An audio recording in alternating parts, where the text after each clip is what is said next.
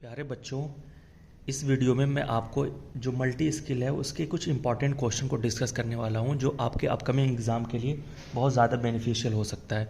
तो आइए शुरू करते हैं। सबसे पहले कि व्हाट इज़ एन एसी, कि एसी क्या होता है इन इलेक्ट्रिकल फॉर्म, यानी इलेक्ट्रिकल सर्किट के अंदर, यानी इलेक्ट्रिकल एनर्जी के अंदर, इलेक्ट्रिकल इंजीनियरिंग के अंदर जो एसी का मतलब क्या होता है। तो AC A for alternating, alternating, और सी मीन्स करंट। इसका मतलब क्या हुआ कि एसी मतलब हुआ अल्टरनेटिंग करंट, यानी अल्टरनेटिंग करंट का जो वेव फॉर्म होता है, इसका वेव फॉर्म, ये वेव फॉर्म होता है वो किस फॉर्म में होता है, किस टाइप की जो सिग्नल होती है उसको एसी हम कहेंगे, यानी वो अल्टरनेटली चेंज होती रहती है इस टाइप के सिग्नल को। अगर हम वाई एक्सिस पे वोल्टेज ले लें और एक्स एक्सिस पे टी ले लें तो ये हमारा जो मैक्सिमम वोल्टेज होगा और ये लीस्ट वोल्टेज जो होगा, तो ये मैक्सिमम है और ये मिनिमम वोल्टेज है। तो यहाँ से इस फॉर्म को हम एसी वोल्टेज कहते हैं। उसके बाद हमारा दूसरा आता है DC. What is DC? DC मतलब direct, C means current, direct current. ये हमारा बेसिकली जैसे हमारे पास घर में बैटरी होती है, जो इन्वर्टर बैटरी, उसके अंदर जो करंट होता है वो डीसी फॉर्म में होता है। और जो घर के अंदर हमारे सप्लाई आती है, सप्लाई, जो सप्लाई हमारे घर के अंदर 230 वोल्ट होती है वो एसी के फॉर्म में होती है। यानी इस तरह उसकी साइकिल चेंज करती रहती है, अल्टरनेटिंग फॉर्म होती है। और ये डायरेक्ट करंट होता है। तो डायरेक्ट करंट का जो वेव फॉर्म होता है वो ऐसे होता है, यानी वोल्टेज टाइम, ये डीसी है। और इसमें जो फ्रीक्वेंसी होती है इसकी, डीसी की जो फ्रीक्वेंसी होती है वो ज़ीरो होती है, 0 हर्ट्ज़। और एसी की जो फ्रीक्वेंसी होती है, फ्रीक्वेंसी एसी की, वो आपकी होती है 50 हर्ट्ज़ इन इंडिया, और दूसरे कंट्री में अलग हो सकता है, जैसे यूएसए में 60 हर्ट्ज़ होता है। तो इस सब पॉइंट को आपको याद रखना है। ओके, अब नेक्स्ट हमारा पॉइंट है कि इंसुलेटर किसे कहते हैं। तो इंसुलेटर किसे कहते हैं? इंसुलेटर वो मटेरियल होते हैं जो हमारे करंट या इलेक्ट्रिसिटी को अपने थ्रू पास होने नहीं देते हैं। जैसे सपोज करें कि आपने वुड ले लिया, लकड़ी, वुड लिया, तो उसमें अगर आप लकड़ी का एक, मान लो ये टुकड़ा है आपने ले लिया, यहाँ पे बैटरी से कनेक्ट करेंगे तो इसके अंदर कोई करंट पास करेगा क्या? कोई करंट, यानी आई की वैल्यू इसमें ज़ीरो होगी क्योंकि ये वुड है। ठीक है, यानी ये इंसुलेटर है, इसको इंसुलेटर कहेंगे। एग्जाम्पल ऑफ इंसुलेटर क्या क्या हो गए? वुड हो गए, प्लास्टिक हो गया, ठीक है, प्लास्टिक के साथ आपका रबर हो गया, इस तरह की जो भी चीज़ें होती हैं वो सब, आपका एयर हो गया, ये सब इंसुलेटर की तरह बिहेव करती हैं। क्यों करती हैं? कि मटेरियल, अगर हम इसका डेफिनेशन लिखना चाहें तो लिख सकते हैं कि material which can not pass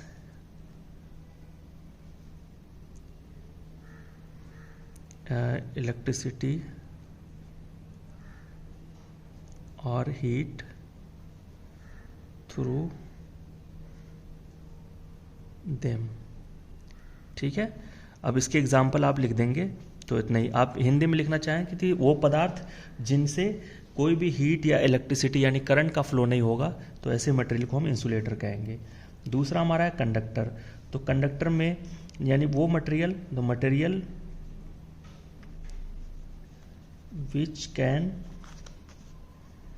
पास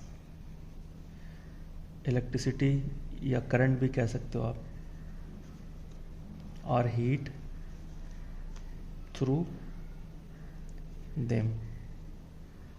ठीक है, जैसे एग्जांपल ले लीजिए आप, जैसे एग्जांपल हो गया आपका आयरन, यानी लोहा, लोहा हो गया, आयरन लोहा, कॉपर हो गया, ठीक है, कॉपर हो गया, उसके साथ आपका एल्युमिनियम हो गया, ठीक है, एल्युमिनियम। इसी तरह आपका और भी जितने हमारे कंडक्टिंग मटेरियल हैं वो सारे इसमें आ जाएंगे। ओके, उसके बाद हमारा पॉइंट आता है बेटा, इसमें सिंगल पोल स्विच और टू वे स्विच क्या होता है। सिंगल वे स्विच कह सकते हैं या सिंगल पोल स्विच भी कहते हैं इसको, या सिंगल वे भी कह सकते हो आप। ठीक है, सिंगल वे स्विच क्या होता है और टू वे स्विच क्या होता है। तो सबसे पहले आप देखो, मैं उसको आपका एक फ़ोटो दिखा देता हूँ आपको, इसका इमेज दिखा देता हूँ। देखो ये सिंगल पोल स्विच है या सिंगल वे स्विच है। इसमें देखिए सिर्फ 2 टर्मिनल्स हैं, है ना, और ये एक बार में या तो ऑफ होगा या ऑन होगा। ठीक है, सिर्फ वन वे होता है, यानी एक ही पाथ होता है इसके अंदर करंट को फ्लो कराने का। उसके बाद दूसरा स्विच मैं दिखा रहा हूँ आपको, इसमें देखो 3 टर्मिनल है, इसको टर्मिनल 1 L1 और L2 कहेंगे, और बीच वाला जो टर्मिनल होता है इसको कॉमन कहते हैं। ठीक है, ये 2 वे स्विच होता है। देखो आप इस पर ना ये इस तरह का इंडिकेशन कुछ लगा होता है, यानी ये हर इसके पास 2 पाथ होते हैं, यानी ये ऑफ पोजीशन में है तब भी इसके अंदर करंट फ्लो करेगा, और इस तरह ऊपर वाले पोजीशन पे है तब भी आप इसमें दोनों साइड से करंट फ्लो करता है। इसको 2 वे स्विच कहते हैं। इसमें 3 टर्मिनल होते हैं, ओके, और इसके अंदर 2 पाथ होते हैं, और इस सिंगल वाले में सिर्फ एक ही पाथ होता है। तो आइए अब इसके डिफरेंस को समझ लेते हैं। इसमें देखो सिंगल पाथ होता है, यानी एक ही मार्ग होता है। क्लोज स्टेट होता है इसके अंदर, यानी बंद अवस्था होती है, यानी देखो आप इसको ऑफ कर देते हो, जो सिंगल पोल है तो ऑफ, यानी क्लोज अवस्था होती है इसमें। और 2 टर्मिनल इसके अंदर होता है, यानी 2 टर्मिनल होते हैं। इसका अगर सर्किट का इंटरनल सर्किट डायग्राम है, ये इंटरनल सर्किट डायग्राम, ठीक है, ये सिंगल पोल स्विच का है बेटा, ठीक है, ये सिंगल पोल स्विच है, यानी सिंगल वे स्विच भी कह लो इसको, ओके। और ये इस तरह का कुछ आपके पास जो घर के अंदर हमारे होता है वो ये होता है, लेकिन उसके अंदर का जो सर्किट होता है वो ऐसा होता है, ये सर्किट है, इलेक्ट्रिकल सर्किट। तो आपके एग्जाम में कई बार पूछा जाता है, तो इस सर्किट को आपको पता होना चाहिए। उसके बाद आ जाओ 2 वे स्विच पे। तो 2 वे स्विच में देखो बेटा, इसमें 3 टर्मिनल जो मैं आपको दिखा चुका हूँ, इसके अंदर देखो 3 टर्मिनल्स हैं, और नो क्लोज स्टेट, इसमें कोई भी क्लोज स्टेट नहीं होता है। इधर है तब भी ऑन पोजीशन में, इधर है तब भी ऑन पोजीशन में है, तो कोई भी क्लोज स्टेट यानी कोई बंद अवस्था नहीं होती है। और इसके अंदर 3 टर्मिनल होते हैं, और इसमें 2 मार्ग होते हैं, यानी 2 वे होता है, क्योंकि इधर से भी ऑन रहता है और इधर से भी ऑन रहता है, तो 2 पाथ इसमें अंदर बन जाते हैं, यानी 2 मार्ग बनते हैं। इसका यूज़ कहाँ कहाँ पे करते हैं हम? रूम के अंदर, जैसे रूम के बाहर से अगर रूम के अंदर की लाइट को ऑन ऑफ करना है तो आप इसको कर सकते हैं। स्टेयर केस बहुत फेमस है, स्टेयर केस वायरिंग में इसका यूज़ करते हैं। अब देखो इसका सर्किट डायग्राम मैं आपको बता रहा हूँ यहाँ पे, ये इंटरनल सर्किट डायग्राम है, ठीक है, internal circuit diagram of 2 way switch, diagram of 2 way switch.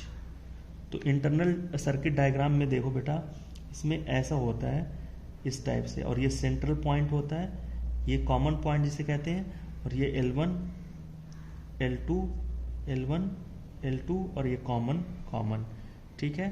तो ये इससे अगर जुड़ जाएगा तो इधर से पाथ बनाता है, और इससे जुड़ जाएगा तो इधर से पाथ बनाएगा, मतलब कोई भी इसके अंदर ऑफ पोजीशन नहीं होता है। ये देखो ये C है, L1 और L2 है, ओके। तो ये इस तरह का इंटरनल सर्किट डायग्राम आपको एग्ज़ाम में बनाना चाहिए। ऐसे अगर आप सिंपली ऐसे ही बना देते हो एग्ज़ाम में, तब भी आपका कोई प्रॉब्लम नहीं होगा। ऐसे ही बना दिया करो एग्ज़ाम में, एग्ज़ाम पॉइंट ऑफ व्यू से। ये 2 वे स्विच ऐसे काम करता है, आपका ये बन गया, ठीक है, ये 2 वे स्विच हो गया, इंटरनल सर्किट इसकी हो गई, ओके। उसके बाद अब आते हैं हम स्टेयर केस वायरिंग यानी जीना वायरिंग। स्टेयर केस वायरिंग कैसे होती है? तो देखो इसमें एक 2 वे स्विच हम यूज़ करते हैं, मतलब इसके अंदर तो जीना वायरिंग में 2 2 वे स्विच होता है, जिससे एक बल्ब को हम यूज़ करते हैं। लेकिन अगर हम सिंपली अगर इसको सर्किट के अंदर देखें स्टेयर केस में, तो 2 वे स्विच, जैसे मान लो ये एक 2 वे स्विच यहाँ पे लगा दिया हमने, एक 2 वे स्विच यहाँ पे लगा दिया, ठीक है। इस 2 वे स्विच से अब हम जीना पर से यहाँ से इसको ऑन ऑफ कर सकते हैं, और यहाँ से भी ऑन ऑफ कर सकते हैं इस बल्ब को, ओके। ये बल्ब है हमारे पास, ये बल्ब लगा दिया, और इसके अंदर 230 वोल्ट AC ये लाइन है, ये न्यूट्रल है। तो देखो लाइन इससे कनेक्टेड है, और बल्ब का एक सिरा जो है लाइन से कनेक्टेड होगा, और बल्ब का दूसरा सिरा ये न्यूट्रल से कनेक्टेड होगा, और एक जो इसका कॉमन पॉइंट होगा 2 वे स्विच का, उस कॉमन पॉइंट से हमने L1 को कनेक्ट किया। इसका हमने प्रैक्टिकल आपको वीडियो में अपलोड करके दिखाया हुआ है, तो ये इसका हमने वीडियो एक बना रखा है, आप चाहो तो डिस्क्रिप्शन लिंक में मैं डाल दूंगा, उसको जाके देख लेना कि उस इंटरनल सर्किट कैसे काम किया, उसका पूरा प्रैक्टिकल मैंने बना रखा। गोडाउन वायरिंग का जो आपका वो होता है इंटरनल सर्किट, उसका भी मैंने यहाँ पे आपको दिखा दिया है। तो देखो बेटा, यहाँ 2 वे स्विच एक यूज़ किया गया है, यहाँ पे 2 वे स्विच यूज़ किया गया है, और यहाँ पे सिंगल पोल यानी 1 वे स्विच यूज़ किया है। ये फ्यूज़ है, और यहाँ पे बल्ब लिया है, L1 L2 L3 ये 3 बल्ब लगा दिए। तो देखो 3 बल्ब को कंट्रोल करने के लिए गो डाउन वायरिंग में 2 टू वे स्विच की ज़रूरत पड़ती है। एग्ज़ाम में पूछा जाता है। तो अगर 4 बल्ब हो यानी 4 बल्ब के लिए तो 3 टू वे स्विच की ज़रूरत पड़ेगी और हमेशा 1 वे स्विच एक ही सिंगल की ज़रूरत पड़ती है। तो ये internal circuit of go down wiring है। तो आप इसको भी याद रखोगे एग्जाम पॉइंट ऑफ व्यू से, वेरी इंपॉर्टेंट। और यहाँ पे देखो न्यूट्रल इसका भी बाहर आ गया और ये आपका जो लाइन है वो यहाँ पे फ्यूज से बाहर निकलता हुआ, ठीक है। अब देखो यहाँ पे tools use to tighten pipe. Pipe को, जो पाइप होती है हमारी प्लम्बिंग पाइप, उसको कौन से रेंज का यूज़ करते हैं, तो उसको पाइप रेंज कहते हैं। अब how many inches in 9 feet, तो 9 फीट में आपको कन्वर्ट कर लेना, इसको 108 इंचेस आता है। ये 9 फीट में कितने इंच होंगे। Tools use to hold wood, wood मतलब लकड़ी को पकड़ने के लिए कौन सा टूल्स यूज़ किया था, तो बेंच वाइस यूज़ होते हैं। और जो होल्ड पाइप को करता है उसको पाइप वाइस कहते हैं। व्हाट इज़ वेल्डिंग, तो वेल्डिंग क्या होता है, ये तो आपको पहले भी पढ़ चुके हो कि वेल्डिंग एक प्रोसेस होता है ज्वाइनिंग 2 मेटल्स। अब मेटल को हम ज्वाइन कैसे करते हैं कि एक फिलर मटेरियल यूज़ करते हैं, एक रॉड आपने देखा होगा उसका यूज़ करते हैं, उसको हम लोग कहते हैं कि वेल्डिंग। उसी तरह सोल्डरिंग क्या होता है, तो सोल्डरिंग भी बेटा, सोल्डरिंग जो है ये भी एक प्रोसेस ऑफ ज्वाइनिंग 2 मेटल्स है, जिसमें आपका जो सोल्डर, जो 2 आपके कंडक्टर होते हैं, उन 2 कंडक्टर को हम ज्वाइन करते हैं। तो उस कंडक्टर की ज्वाइनिंग में एक वहाँ पे भी एक एलॉय मटेरियल फिलर यूज़ करते हैं, जिसके हेल्प से ये सोल्डरिंग होता है। तो ये भी एक process of joining of 2 metals है। ओके, ये बाकी आपने बुक में पढ़ा होगा इसके बारे में अच्छे से। Tools use to cut Sunmica, तो सनमाइका कटर होता है, आपने देखा होगा लैब के अंदर, उसको हम कहते हैं सनमाइका कटर, जिसे सनमाइका कट करते हैं। What do we get from grain, grain से हमें क्या क्या मिलता है, कार्बोहाइड्रेट्स, फाइबर, विटामिन्स, मिनरल्स, ये सारी चीज़ें हमें जो ग्रेन से मिलता है ना। Where do you get protein, protein कहाँ मिलता है, प्रोटीन 2 तरीके से हमें मिल सकता है। एक है आपका अमीनो बेस्ड फूड, जैसे मीट है, एग है, पोल्ट्री चिकन है। उसके बाद प्लांट बेस्ड जैसे नट्स हो गया, पल्सेस हो गए, सोयाबीन हो गया, इन सब से भी हमें क्या मिलता है, प्रोटीन मिलता है। तो ये रिच सोर्स ऑफ प्रोटीन है। उसके बाद हम आ जाते हैं बेटा कि which method use to make cake, तो बेकिंग मेथड का यूज़ करते हैं हम। ढोकला फर्मेंटेशन मेथड इसमें यूज़ करते हैं, फर्मेंटेशन किया जाता है, ठीक है, फर्मेंटेशन। और इसमें जैम में बॉयलिंग और उसके बाद स्क्यूइंग, ये सारी मेथड इसके अंदर यूज़ किए जाते हैं। व्हाट इज़ पेस्टिसाइड, पेस्टिसाइड क्या होते हैं, आपके एग्जाम में कई बार पूछा जाता है। तो वो मटेरियल होते हैं या वो सब्सटेंस होते हैं जो यूज़ किए जाते हैं फॉर डिस्ट्रॉइंग इंसेक्ट और अदर हार्मफुल प्लांट्स और animal.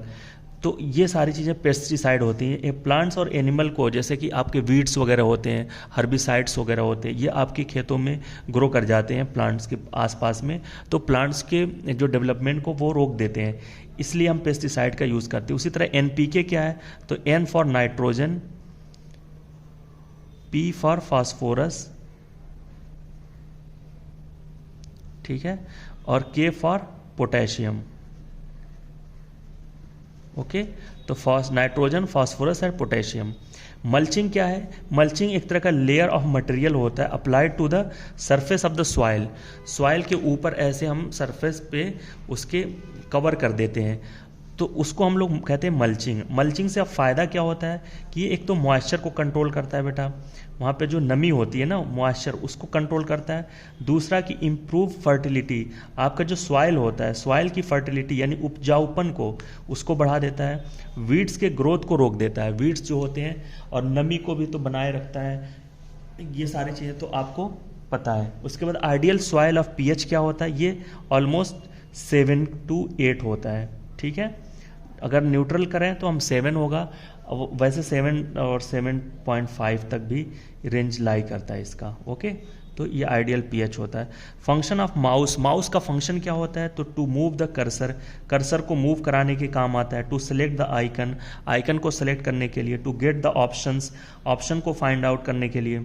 Scroll ups and downs, ये सारी चीज़ें आपका माउस का फंक्शन होता है। Process of making folder in computer, तो कंप्यूटर में आप फोल्डर को बनाना होता है, तो सबसे पहले आप जाओगे, आप अपने राइट साइड में क्लिक करोगे तो इस तरह का आपको एक मेनू बार खुलेगा, उसमें अंदर नीचे आओगे तो न्यू का ऑप्शन होगा, न्यू पे फिर लेकर आओगे कर्सर तो आपको यहाँ पे एक और सब बार खुलेगा जिसमें अंदर होगा क्रिएट, क्रिएट के ऑप्शन पे क्लिक करोगे तो आपको फोल्डर का ऑप्शन बनाने का आ जाएगा, तो वहाँ से आप न्यू फोल्डर बना सकते हैं कंप्यूटर में। तो आपको क्या करना है, राइट क्लिक करना है, वहाँ से न्यू ऑप्शन पे जाना है, न्यू पे आप जा करके क्रिएट करना है।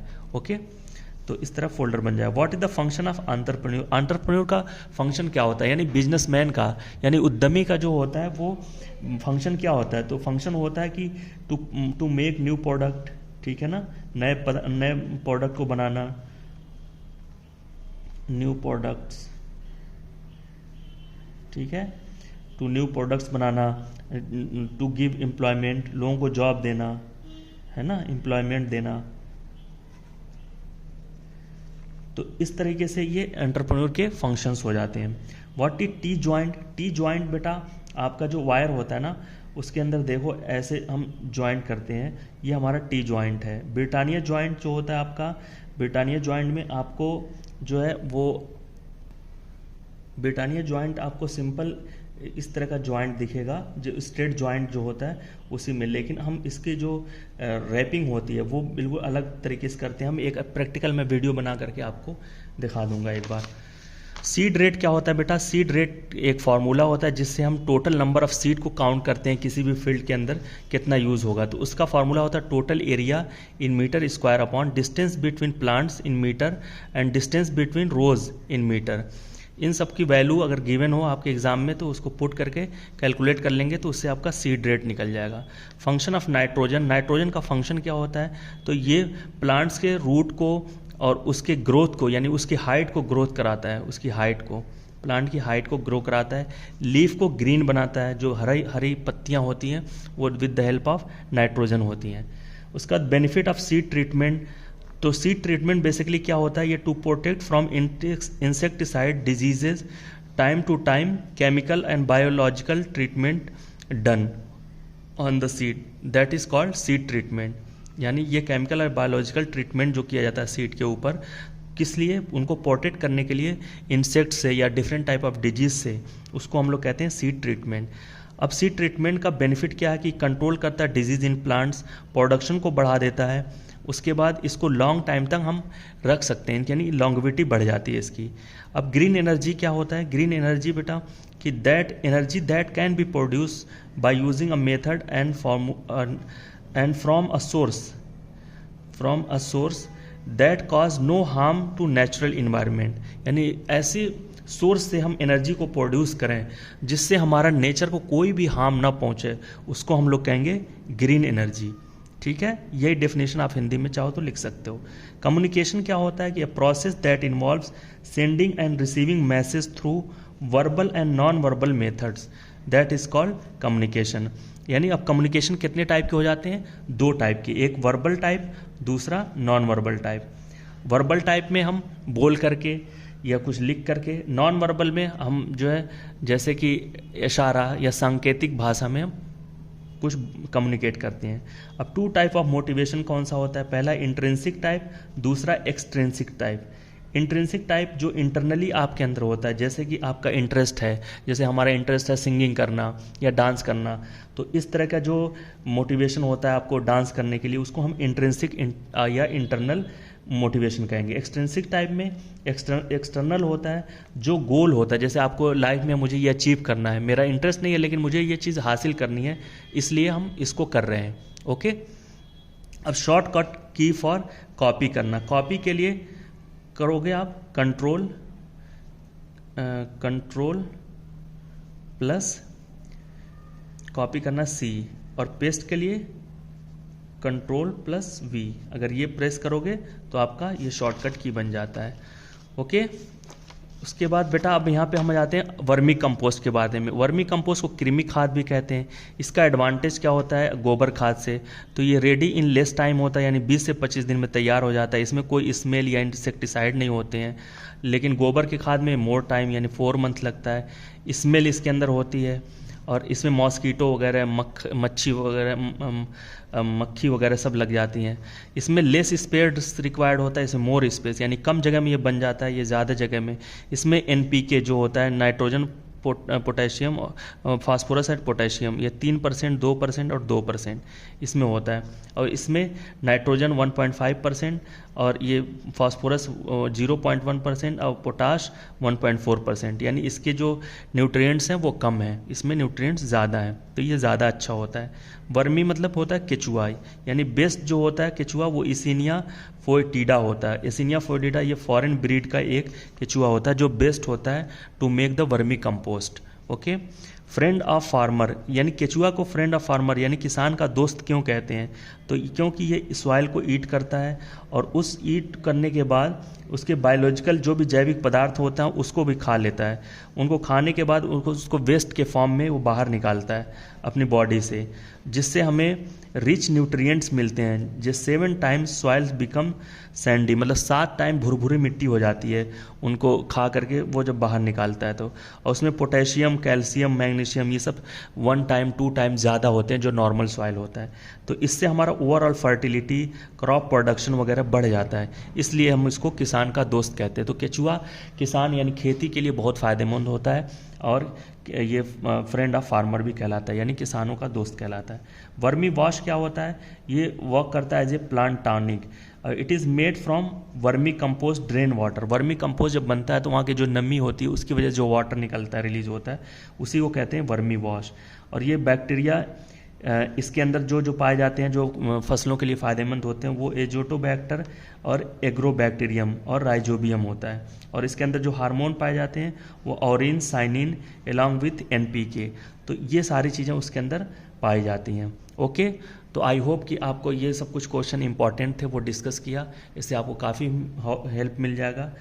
और thank you so much, all the best.